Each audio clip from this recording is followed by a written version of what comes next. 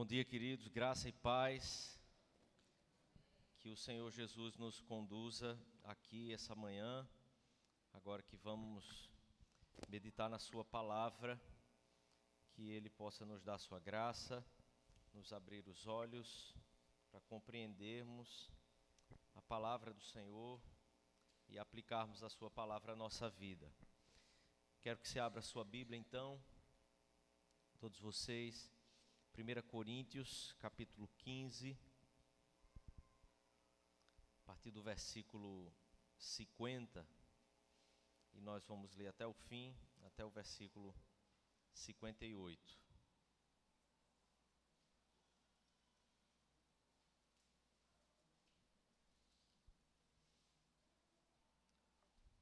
Então eu peço que você volte seus olhos ao texto. Nós vamos ler a palavra do Senhor. Após a leitura, eu quero orar, pedir a direção do Senhor, clamar que Ele nos conduza aqui.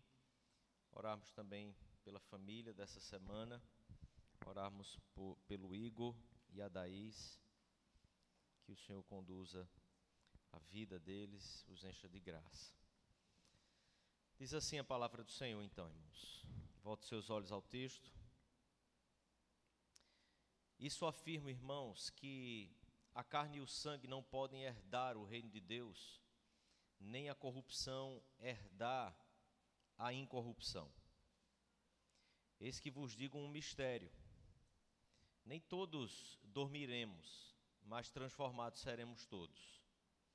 No momento, num abrir e fechar de olhos, ao ressoar da última trombeta, a trombeta soará, os mortos ressuscitarão incorruptíveis e nós seremos transformados. Porque é necessário que este corpo corruptível se revista de incorruptibilidade e que o corpo mortal se revista da imortalidade. E quando esse corpo corruptível se revestir de incorruptibilidade e o que é mortal se revestir de imortalidade, então se cumprirá a palavra que está escrita: tragada foi a morte pela vitória. Onde está, ó morte, a tua vitória? Onde está, ó morte, o teu aguilhão? O aguilhão da morte é o pecado, e a força do pecado é a lei. Graças a Deus que nos dá a vitória por intermédio do nosso Senhor Jesus Cristo. Portanto, meus amados irmãos, sede firmes, inabaláveis e sempre abundantes na obra do Senhor, sabendo que no Senhor o vosso trabalho não é vão. Vamos orar? Feche seus olhos, curve sua cabeça, coloque seu coração diante do Senhor mais uma vez.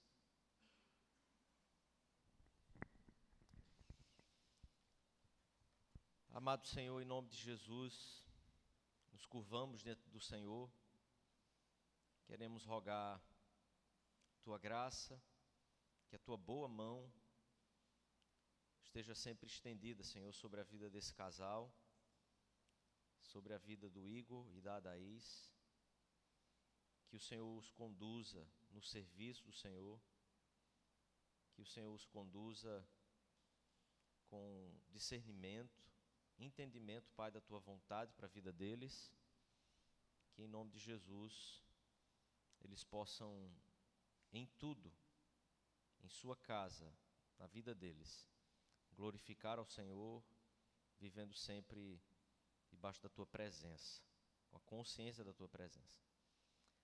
Assim pedimos por nós também aqui, agora que vamos meditar na Tua palavra, que o Senhor nos conduza, que o Senhor nos dê a Tua instrução, Senhor, ao nosso coração, para que possamos compreender, aplicar, viver, sermos transformados por Tua palavra. Em nome de Jesus. Amém, Senhor. Amém. Deixa eu pedir que me dá uma aumentada para eu ficar mais livre aqui com a distância. Irmãos, eu peço que você volte seus olhos ao texto texto de 1 Coríntios, que é um texto grande, um texto de 58 versículos, em que o apóstolo Paulo trata e inicia o capítulo tratando sobre a ressurreição de Cristo. E se você voltar os seus olhos ao primeiro versículo do texto, parece que o apóstolo Paulo vem ou inicia esse capítulo com uma distinção completa daquilo que ele vinha tratando anteriormente, até porque o texto de 1 Coríntios é um texto em que o apóstolo Paulo trata sobre muitos assuntos, diversos assuntos. A igreja de 1 Coríntios era uma igreja que dava muito material para se fazer teologia aplicada à vida, né? A igreja de 1 Coríntios dava, assim, um Novo Testamento inteiro para se tratar e se falar sobre os assuntos só com ela, só sobre as coisas que ela vivia. Então, aproximando-se do capítulo 15, o apóstolo Paulo está tratando sobre coisas quanto ao culto, quanto aos dons, quanto à própria pregação da palavra de Deus, quanto ao amor. Tudo isso é desenvolvido na carta, mas uma carta também que tratou sobre a promiscuidade, tratou sobre comidas sacrificadas a ídolo, trata sobre diversos assuntos que o apóstolo Paulo confrontou naquela igreja. E ainda assim é sempre interessante e sempre importante prestarmos atenção que ele não deixa de chamá-los de irmãos, chamar aqueles irmãos que tanto erravam, que tanto entenderam, que tanto foram atacados por doutrinas equivocadas, doutrinas erradas. O apóstolo Paulo sempre os chamou de irmãos. Aqui no capítulo 15, o apóstolo Paulo inicia falando que vem lembrá-los, ou a palavra pode ser também traduzida como fazê-los conhecer o evangelho que vos anunciei, o qual recebestes e o qual ainda, observe, perseverais. Eu quero colocar aqui os alicerces, os pressupostos básicos para a gente tratar sobre o texto, a perícope que nós que nós selecionamos aqui para meditar. O pressuposto básico aqui é que esses irmãos não estavam desviados da fé, não estavam desviados da sã doutrina. Observe, uma igreja que havia diversos pecados ali já tratados, listados, refutados pelo apóstolo Paulo. Ele está chegando ao fim da carta agora, e quando você observa o capítulo 16, você observa que são orientações práticas a respeito da oferta que vai ser enviada para tal lugar, tal lugar. Então, o fim da carta realmente, no aspecto teológico e doutrinário, é o capítulo 15. Por isso o versículo 58 é a grande finalização daquilo que o apóstolo Paulo está tratando com esses irmãos. Pressuposto então eles não haviam se desviados da fé. O apóstolo Paulo diz que eles receberam o evangelho no qual ainda perseveram. Por ele também sois salvos, se retiverdes a palavra tal como vou-la preguei, a menos que tenhas crido em vão. Então, há uma constatação de que eles estão ainda perseverando naquele evangelho que foi anunciado, e no decorrer da carta ele cita inclusive os próprios apóstolos, da mesma maneira como o apóstolo Paulo anunciou o evangelho, também foi anunciado pelos outros apóstolos.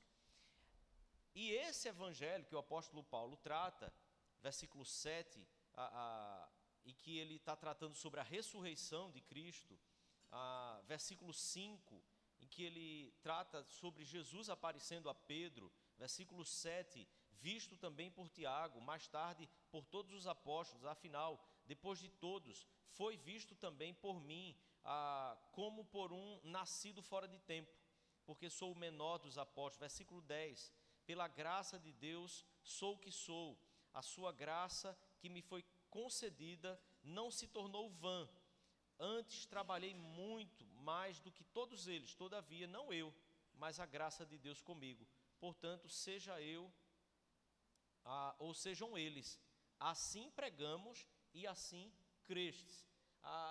O evangelho que o apóstolo Paulo está dizendo que vem lembrar a essa igreja, ou fazer a igreja conhecer, e por isso tratou de todos os assuntos que são tratados em toda a carta, desde o início, é o evangelho da ressurreição de Cristo Jesus. É o evangelho que anuncia um Senhor que não apenas veio ao mundo, mas morreu por nossos pecados, se doou pelos nossos pecados, fez a expiação dos nossos pecados, mas ainda assim, se tivesse feito tudo isso e não houvesse ressuscitado, tudo teria sido em vão. Então o apóstolo Paulo discorre sobre esse assunto em todo o restante do capítulo. Versículo 14, observe. Versículo 13. Se não há ressurreição de mortos, então Cristo não ressuscitou. Por que ele entra nesse assunto quanto à ressurreição de Cristo? Ou Cristo não teria ressuscitado então? Porque versículo 12, se você observar, o apóstolo Paulo diz que é corrente pregar-se que Cristo ressuscitou dentre os mortos, como, pois, afirmam alguns dentre vós que não há ressurreição dos mortos. Há algumas discordâncias históricas aqui, se esses irmãos da igreja de Corinto já estavam ouvindo de diversos ensinos filosóficos que a filosofia desenvolveu na história, quanto à substancialidade da alma, ou se ela seria apenas um fôlego de vida, se a alma seria uma pessoa exatamente, ou se ela seria apenas aquilo que faz a gente ficar vivo. A filosofia discorreu sobre isso, mas na época dos coríntios havia já os saduceus, isso é certo. Historicamente, nesse momento aqui, já havia o ensino dos saduceus, porque eles já discutiam isso historicamente com os próprios fariseus, quanto à ressurreição do corpo. Eles entendiam sobre a eternidade da alma, alguns até discordando disso, mas compreendiam que a alma poderia sim ser eterna. Agora, a questão deles era exatamente quanto à ressurreição do corpo, como se o nosso corpo não tivesse necessariamente um sentido para que ele fosse ressuscitado, para que ele fosse no último dia restaurado, levantado da própria cova. O apóstolo Paulo então, quando caminhamos por todo o capítulo, versículo 16, porque se os mortos não ressuscitam, também Cristo não ressuscitou. Se Cristo não ressuscitou, então o apóstolo Paulo entra, versículo 17, no aspecto principal que ele quer tratar com a igreja de Coríntios. Se Cristo não ressuscitou, é vã a vossa fé e ainda permaneceis nos vossos pecados. Tratando sobre a doutrina da ressurreição, o apóstolo Paulo coloca então aqui como a condição sine qua non o fato de que Cristo ressuscitou. E é por isso que ele fala sobre as testemunhas oculares dessa ressurreição. Não apenas os apóstolos, não apenas aquela multidão de 500 pessoas que o viu e ele foi assunto aos céus, e outros presenciaram isso também, como o próprio apóstolo Paulo, de forma mais tardia, também tem o seu encontro com ele de maneira pessoal, e então ele está testificando aqui sobre essa ressurreição. Se Cristo então não ressuscitou, a nossa fé ela é vã, e ainda permanecemos no pecado. Então, os nossos pecados não teriam sido expiados, pagos, se a morte ainda tivesse a sua autoridade e soberania sobre a vida humana. Sem a doutrina da ressurreição, nós permanecemos vítimas, nós permanecemos escravos, permanecemos ainda aprisionados ao fator morte, à realidade morte, que acontecerá e chegará para todos nós aqui algum dia. O apóstolo Paulo então diz que é fundamental a nossa fé a própria ressurreição, a doutrina da ressurreição. Versículo 18, e ainda mais, os que dormiram em Cristo pereceram. Se a nossa esperança em Cristo se limita apenas a essa vida, somos os mais infelizes de todos os homens. O que o apóstolo Paulo trata então aqui? Sobre o aspecto de que a fé cristã, de forma inequívoca, é uma fé que nos remete, que tira os nossos olhos, tira os nossos objetivos, tira as nossas âncoras de toda a realidade que esse mundo apresenta para nós, oferece para nós e divulga para nós, nos chama a viver como sendo a grande realidade ou o grande caminho para que eu e você possamos ser felizes, para que eu e você possamos ser plenos. Ou seja, não há promessas de Cristo à igreja, aos seus discípulos, de que eles vão viver dias aqui na terra, seguindo a Cristo, que são dias de bonança, dias de grandes bênçãos, os assistindo de toda sorte, dando a eles tudo aquilo que o mundo diz que é bom para que se viver aqui na terra.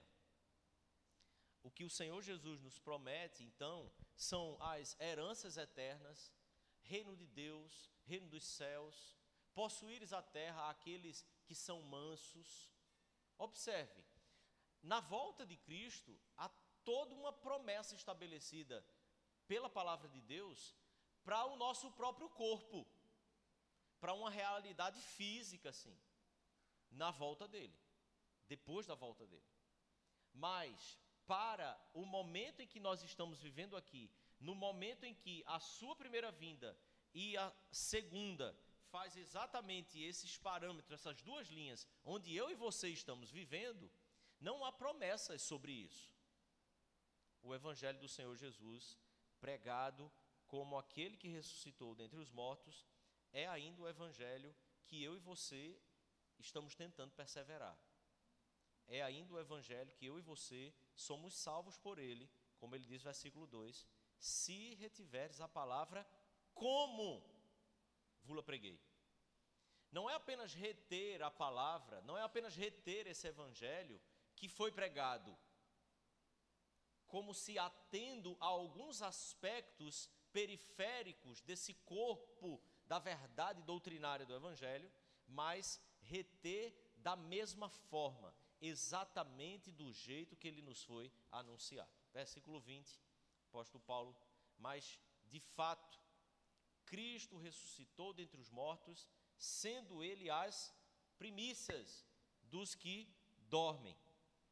Visto que a morte veio por um homem, também por um homem veio a ressurreição dos mortos. E o apóstolo Paulo discorre aqui então toda essa doutrina bíblica.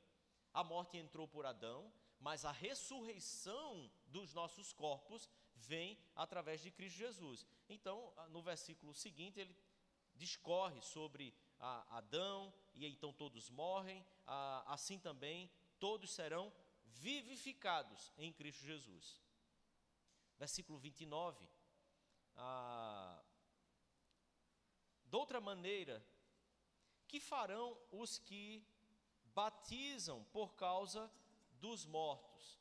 E aqui, historicamente, muitas seitas se desenvolveram a partir de uma pergunta como essa que o apóstolo Paulo faz, porque, na verdade, no início da igreja cristã, quando aqueles catecúmenos, ou seja, os recém-convertidos, estavam estudando e se preparando para o batismo, aquela era uma época em que uma gripe matava de forma muito fácil.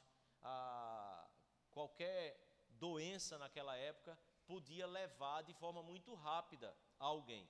Então havia uma prática na igreja em que, quando aquela turma de catecúmenos estava ali se formando, estudando, e aí lá vai, 300 e tantas perguntas para estudar, para responder, lição de casa, tudo mais, caminhando.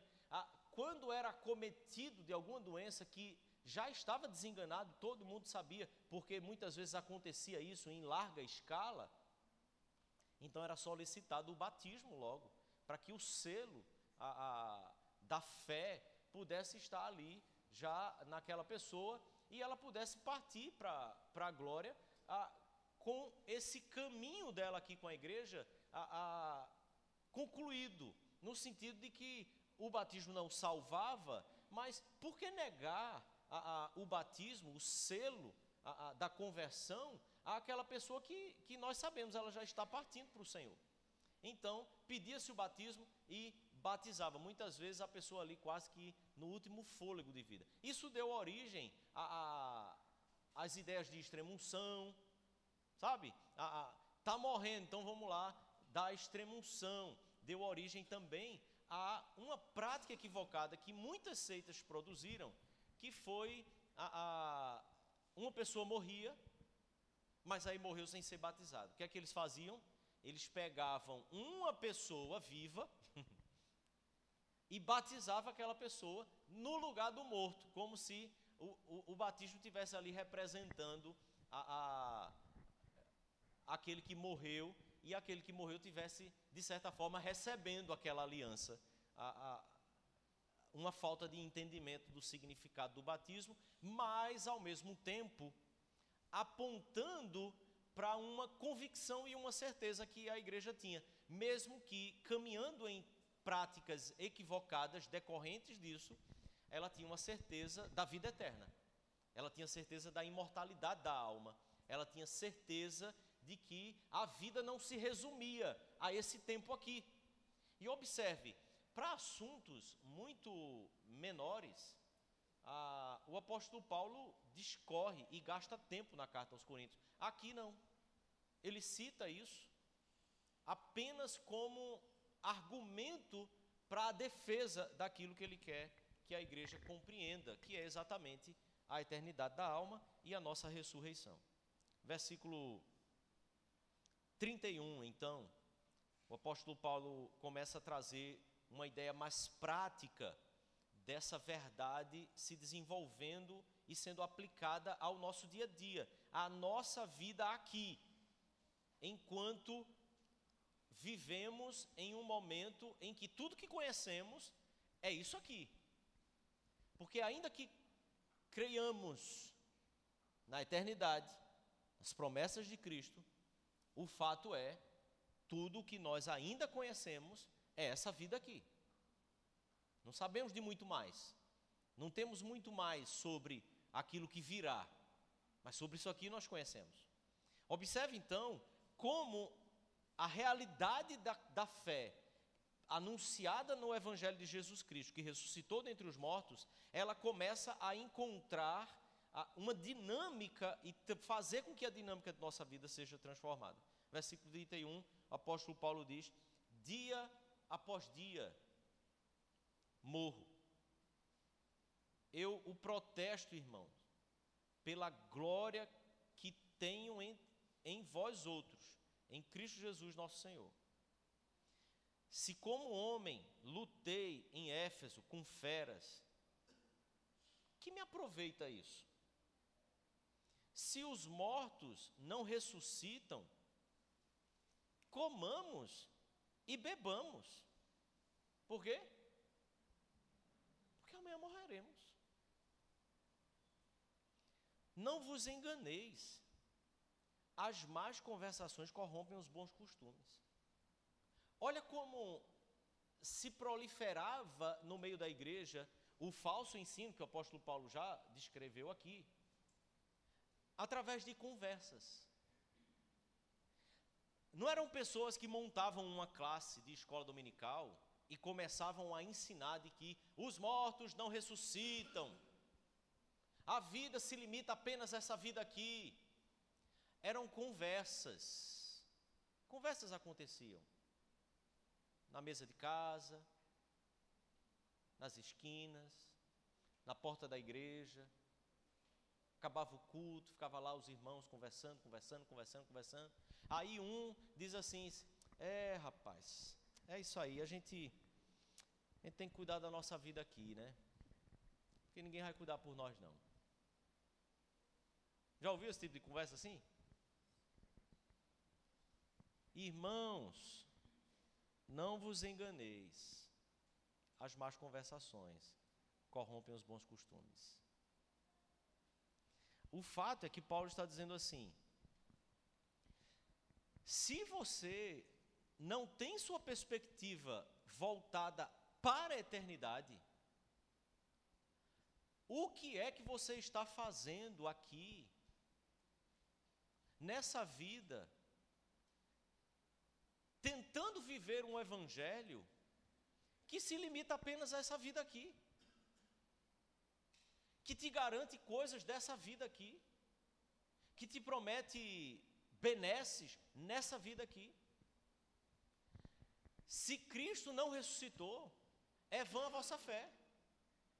Porque se Ele não ressuscitou, estamos ainda mortos nos nossos delitos e pecados. E se Ele não ressuscitou, é porque não há ressurreição, então nós também não ressuscitaremos, e aí acabou, a vida é só isso aqui.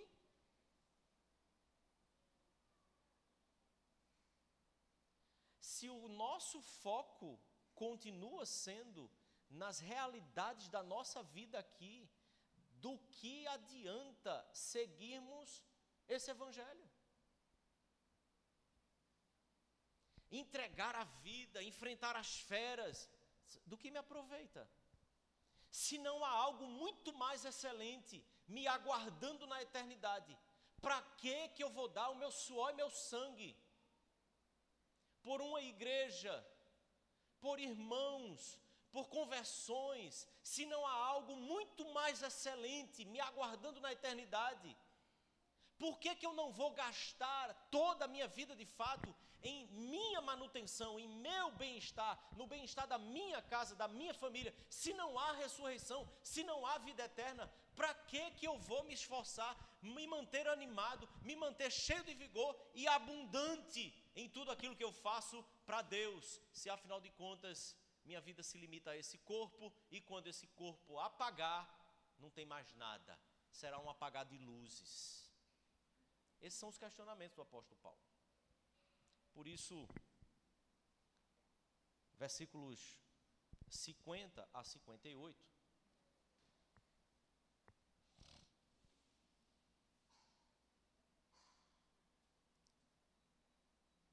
o apóstolo Paulo faz com que a igreja novamente olhe para esse evangelho, que é evangelho da ressurreição, não apenas de Cristo, mas de todos aqueles que estão nele. O apóstolo Paulo faz a igreja olhar para esse evangelho, que é o evangelho da escatologia. O evangelho em si é escatológico. A mensagem do evangelho é uma mensagem escatológica. A mensagem do evangelho é uma mensagem que chega a nós no tempo, mas ela chega a nós para nos revelar sobre aquilo que virá e sobre aquilo que está ainda para nos chegar quando a obra de Cristo Jesus for consumada. Isso afirma, irmãos, que a carne e o sangue não vão herdar o reino de Deus, nem a corrupção herdará a incorrupção. Aqui pode ficar parecendo assim, mas o corpo vai ressuscitar, como é que... Porque o apóstolo Paulo está tratando sobre essa realidade da nossa carne e sangue, ainda aqui, em que estamos debaixo ainda da presença do pecado. Por isso, carne e sangue sendo vinculados aqui à corrupção. O nosso corpo ainda corrupto, ele não vai herdar a eternidade. O nosso corpo, ainda debaixo da realidade do pecado, não pode herdar o reino de Deus. Qual é a solução para isso? A alma é imortal. A alma, ela é eterna, ela não tem fim. O que é que acontece? Destrói o corpo. E por isso, então, o apóstolo Paulo diz que a corrupção não vai herdar a incorrupção. Eis que vos digo um mistério: nem todos dormiremos, nem todos vamos alcançar o dia da morte. Por quê? Porque muitos virão a vinda de Jesus vivos aqui, mas transformados seremos todos. O nosso corpo será transformado. O Senhor vai destruir, para que então forme de novo um corpo glorificado, revestido com a sua glória, revestido com a sua vida, revestido com a sua santidade, para que então possamos viver com Ele no seu reino eterno. No momento, num abrir e fechar de olhos, ao ressoar da última trombeta, a trombeta soará, os mortos ressuscitarão incorruptíveis e nós seremos transformados. Se estivermos vivos ainda nesse dia, Ele vai nos transformar instantaneamente, num abrir e fechar de olhos. Aqueles que dormiram no Senhor e que foram absorvidos, apodreceram na terra, viraram pó de novo, eles ressuscitarão agora com um corpo incorruptível. Porque é necessário que esse corpo corruptível se revista da incorruptibilidade e o corpo mortal se revista da imortalidade. Agora, nesse momento, tanto a alma como o nosso corpo atingirão então a plenitude e harmonia entre os dois. Os dois serão imortais, corpo e alma. Definitivamente, o tempo e o momento em que nós seremos de fato um ser completo, uma unicidade completa, sem as crises, sem as loucuras, sem aquelas coisas que eu e você temos, aquelas lutas que eu e você temos, que muitas vezes, e o apóstolo Paulo descreve isso, queremos fazer o que é bom, não conseguimos fazer, não queremos fazer o que é mal e não conseguimos deixar de fazer, e essa crise, essa luta contra o pecado que tenazmente nos assedia, isso vai simplesmente apagar. Corpo e alma, santos, purificados, imortais. Nós não vamos mais ter crise de ranzinzice, não vamos mais ter crise de mau humor.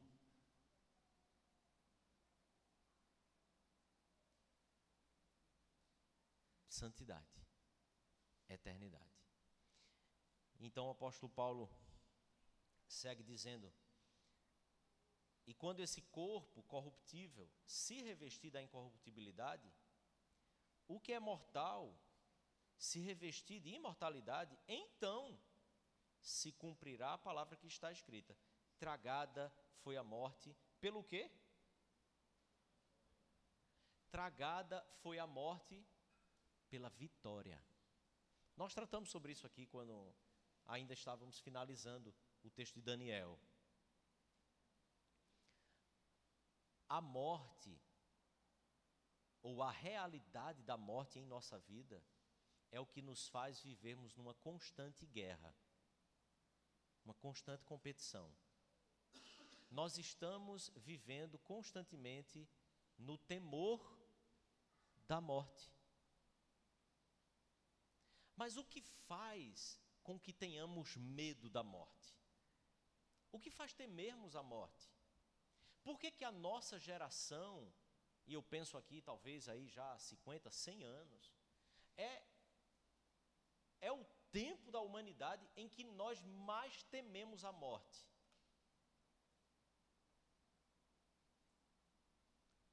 Porque a esperança da vida eterna não é mais a nossa perspectiva de vida.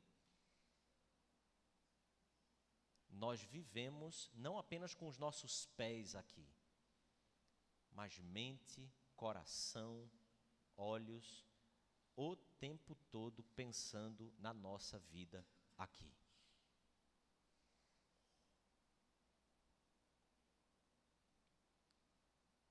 Não tem como não temer a morte. O discurso que nós professamos, muitas vezes se torna uma grande incoerência. O que o apóstolo Paulo diz é que vai se cumprir a palavra em que tragada foi a morte. Onde está, ó morte, a tua vitória? Onde está, ó morte, o teu aguilhão? E aí ele explica, o aguilhão da morte é o quê? O pecado. E a força do pecado é a lei. É o pecado, querido, que faz com que eu e você nos preocupemos tanto com as coisas dessa vida, de tal forma que nos esqueçamos do verdadeiro evangelho que nos foi pregado. O evangelho que diz, não importa mais essas coisas daqui, os teus olhos precisam estar firmados na eternidade. As coisas daqui, elas serão todas destruídas, elas serão purificadas pelo Senhor na sua volta. Você não pode viver a sua vida tentando desenvolver aqui as coisas que Deus ordena, mas o seu coração ficar firmado e alicerçado nas coisas daqui. Porque senão esse evangelho que te foi pregado, ele passa a ser um outro evangelho. Só não vai ser o evangelho que você crê e está andando nele. Porque todo o teu medo, tudo aquilo que te aprisiona, tudo aquilo que te faz parar, tudo aquilo que te faz deixar de andar, é exatamente o fato de que a morte está às portas, e então você simplesmente será fustigado, será sempre aprisionado pelo aguilhão da morte, que é o próprio pecado. Para a gente finalizar então, o apóstolo Paulo diz, graças a Deus. Ele não diz que nos dá a vida, ele não diz que nos dá a eternidade, mas graças a Deus que nos dá a vitória, por intermédio do nosso Senhor Jesus Cristo. Por quê? Porque Ele é a primícia, a sua ressurreição é a garantia de que nós também ressuscitaremos. Então, Ele nos dá a vitória. A ressurreição é a conclusão de Paulo de que eu e você temos a vitória no último dia. No fim de tudo, a nossa vitória chegará. Mas não chegará por causa dos nossos esforços. Afinal de contas, provavelmente quase todos nós aqui talvez estejamos mortos. Não vamos vencer nada. A morte estará sobre nós, mas na sua vinda, Ele dá a vitória dele para mim e para você. E aí a gente se levanta. E esse então seria o último ponto aqui para a gente concluir. E irmos para a mesa do Senhor. Portanto, amados irmãos, lembre-se, Paulo está tratando essa igreja como irmãos amados. Sede firmes, inabaláveis e sempre abundantes. Em quê? Na obra do Senhor. Sabendo que no Senhor nosso trabalho não é vão.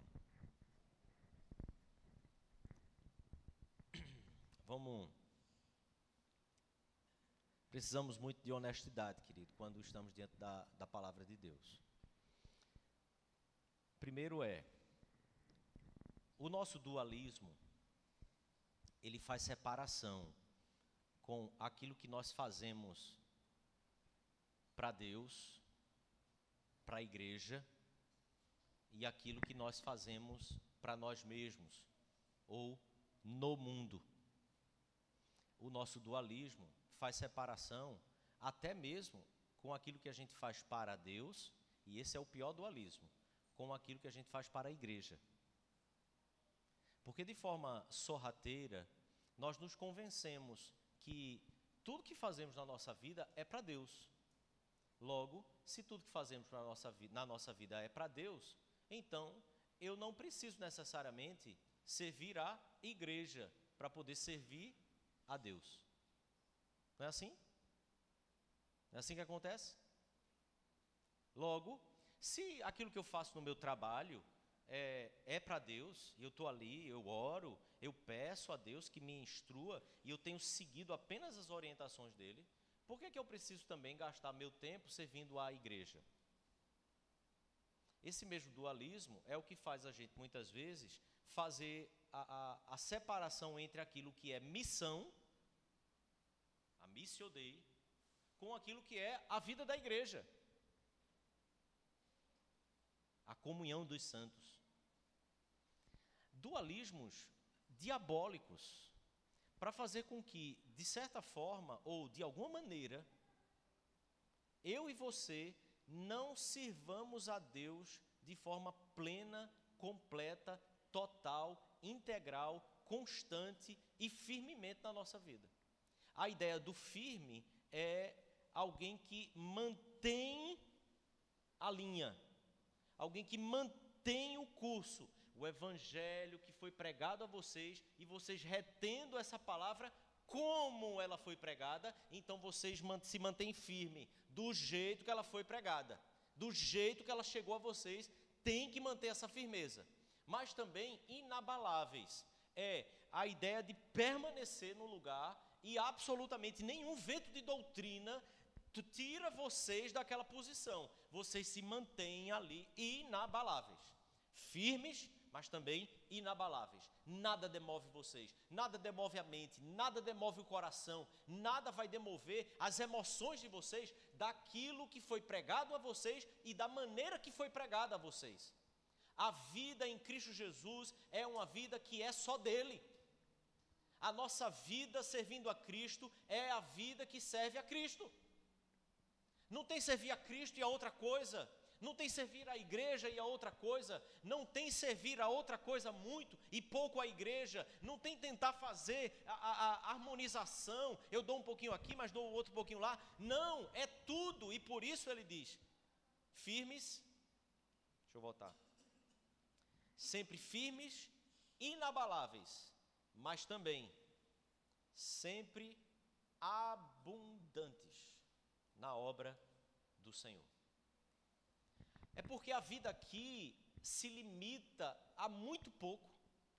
É porque as coisas que nós conquistamos aqui nesse mundo é muito pouco. Diante de tudo aquilo que o Senhor nos dará, tudo aquilo que o Senhor tem preparado para os seus, todo o galardão que vai nos aguardar no reino dos céus. É porque tudo isso é a plena verdade que eu e você precisamos olhar para essa vida e como o apóstolo Paulo dizer, todos os dias eu morro, todos os dias eu enfrento feras e isso não é em vão, porque há algo muito melhor para nós. Todos os dias eu vou perder coisas aqui, todos os dias eu vou dizer um não para alguma coisa que vai me tirar alguma coisa a mais desse mundo, dessa terra. Mas eu faço isso com toda convicção, firme, inabalável. Por quê? Porque há algo muito maior preparado para mim. Mas mais do que isso, o alicerce, as bases, a motivação, tudo aquilo que está conduzindo o nosso coração a essa firmeza, é exatamente o fato de que eu e você precisamos nos gastar aqui pela obra do Senhor, no serviço ao Senhor. Há um sangue a ser derramado, há uma doença a ser adquirida, faça isso pelo Senhor, pelo desgaste no servir a Deus, porque a gente vai metendo a nossa mão em tudo nessa vida, e a gente se desgasta por essas coisas, porque nós somos humanos, ainda não estamos no corpo revestido da imortalidade, tudo que você se dedicar, vai tirar um pouco mais de você, é ou não é assim? Por mais que aquilo seja um hobby, por mais que aquilo te dê muito prazer, tira um pouco mais do seu level, da sua energia, da sua vida. Vai tirar do seu sangue, vai consumir você, por mais que você ame aquilo que você faz. Querido, em nome de Jesus, eu e você precisamos voltar a viver daquela forma que o Evangelho nos chamou a viver. Abundantes na obra do Senhor. A ideia de abundante aqui, a palavra grega é aquilo que sobeja, aquilo que transborda. Acho que aqui é o ponto onde nós mais precisamos nos converter diante do Senhor Jesus. Nossa geração é uma geração que dá aquilo que pode dar, que dá aquele tanto ali dentro da conveniência. Não está atrapalhando minha vida, eu já disse isso outras vezes, essa é a ideia do voluntariado. Voluntários dão um tempo que eles têm sobrando e não cobram por aquilo. Mas quem é que manda no voluntário? Ele mesmo. Ninguém manda nele. Porque quando ele entende que não tem mais tempo, ele diz, acabou. A igreja dos anos 90 para cá, ela foi influenciada por essas redes ministeriais, revolução do voluntariado. Os livros venderam assim, de rodo. Os mais antigos aqui lembram bem disso. Nós não somos voluntários de ninguém, irmãos. Nós somos escravos de Cristo Jesus. A nossa vida é dele e pertence a ele. Logo, é a causa dele que eu e você servimos. É a ele que eu e você servimos. E é no serviço a ele que eu e você teremos sempre um pouco a mais para dar e para avançar. O ano está acabando, irmãos. Passou. Voou. E certamente, se você olhar para trás, você vai poder identificar. Eu segurei ali, muitas e muitas vezes. Fui puxando o freio. Na ladeira a coisa queria acelerar, eu segurei. Por quê? Porque eu tenho uma vida para administrar. Tem não. Não é você que administra. Não é você que manda nisso. É o Senhor que manda. Nós nos tornamos os mordomos que começaram a acreditar que a casa era dele. Aí começa a querer mandar. E até achar que porque vive enfiado nas coisas, ele conhece mais a casa do que o próprio dono. Aí o Senhor manda, ele diz, não, Senhor, mas olha, isso aqui não vai poder ser assim e tal, tudo mais, porque isso não cabe lá em tal lugar, a despensa ali vai secar, então eu preciso... Nós somos só os mordomos. Ele manda, a gente faz. O ano passou,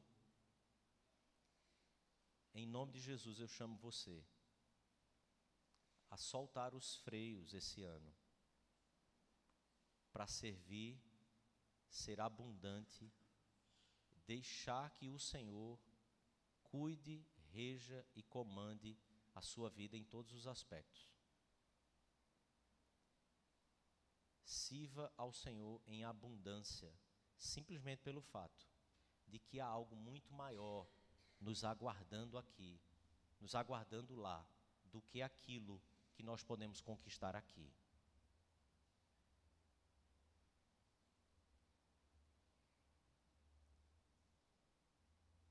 Minha geração, com 9 anos de idade, 10 anos, ouvia muito que mais valia um covarde vivo do que um herói morto. Mais vale um covarde vivo do que um herói morto. Deixa eu perguntar a você. O apóstolo Paulo concordaria com isso? Ou diria para você, as más conversações corrompem os bons costumes? Quando nos apegamos a essa vida como o valor maior, a gente ganha vida e perde a alma. A gente pode ganhar o mundo inteiro, mas vai perder a alma. Um mundo de covardes é um mundo que se torna um inferno. Quando eu e você amamos demais a essa vida, viramos covardes. A gente não dá um passo na fé e na segurança do nosso Senhor que morreu por nós. Jogamos fora a esperança da vida eterna. Abra os seus olhos, coloque de novo seu coração no evangelho que foi anunciado a você. O evangelho que nos chama a tomar nossa cruz, nos chama a negarmos a nós mesmos, nos chama a seguir a Jesus. Para de segurar os freios. Deixa o Senhor conduzir e dizer a abundância de serviço que Ele quer da sua própria vida. Amém? Feche seus olhos. Prepare o seu coração para participarmos da mesa do Senhor. Coloque diante do Senhor aquilo que você tem vivido, aquilo que você tem lutado, e peça ao Senhor que, como Ele foi até o fim, ajude você a permanecer também firme, inabalável e abundante na obra do Senhor. Porque só no Senhor é que o nosso trabalho não é vão.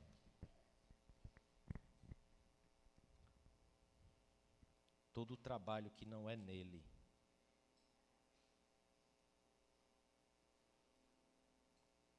é completamente sem propósito.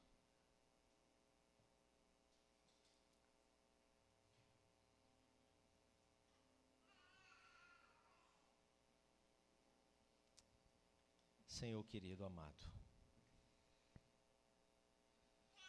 te damos graças, Senhor, porque não precisamos viver mais com o medo da morte, mas podemos viver a vida completamente entregues àquele que de fato vale a pena morrer.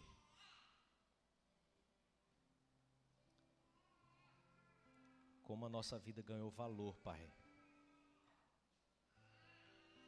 quando nós abrimos mão dela para entregar a Ti. Como a nossa vida não tinha valor quando nós queríamos apenas fazer a manutenção dela.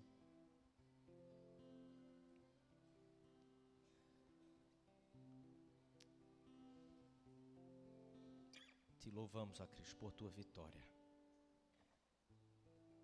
Porque nessa luta nós jamais teríamos êxito. Mas o Senhor venceu. E agora, Pai, que vamos participar da Tua mesa. Comer do pão, beber do vinho. Teu corpo e sangue. Porque o Senhor foi moído, porque o Senhor derramou a Tua própria vida.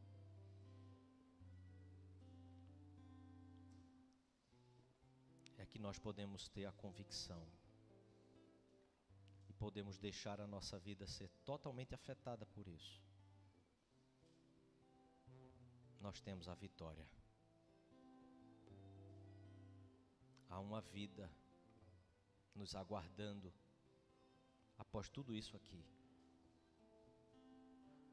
Ajuda-nos, Senhor, a ter os nossos olhos fitos nessas promessas. Não nesse mundo aqui, Pai. Dia após dia, semana após semana, alerta o nosso coração, Senhor, quando nos desviarmos, quando o nosso coração estiver de novo